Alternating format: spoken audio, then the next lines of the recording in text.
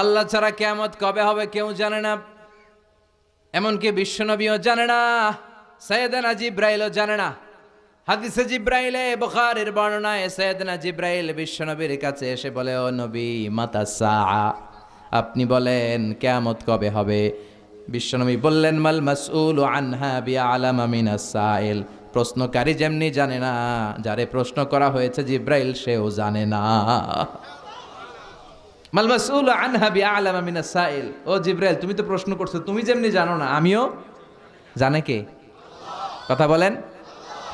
আবার এক সাহাবী বিশ্বনবীরে বললেন, মাতা সাআ, নবী কিয়ামত কবে হবে? বিশ্বনবী বললেন, ও মাযা আদাত্তা লিস-সাআ, কিয়ামত কবে হবে জানার জন্য এত পাগল তুমি কেন হয়েছো?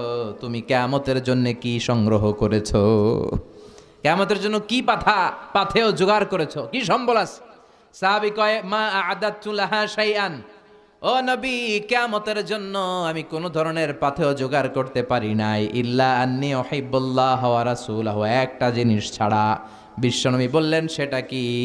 সাহাবী বললেন, আমি শুধু আমার আল্লাহরে আর রাসূলরে ভালোবাসি। বিশ্বনবী বললেন, ফা ইন্নাকা মা আমান আহবাবতা, তাহলে তো ভালো জিনিসই কামাইছো। সুবহানাল্লাহ কইবেন না? ফা ইন্নাকা মা আমান আহবাবতা, তুমি যাদেরকে দুনিয়াতে ভালোবাসো কিয়ামতের পরে তাদের সাথেই থাকবা। চিৎকার করে পড়েন আল্লাহু আকবার।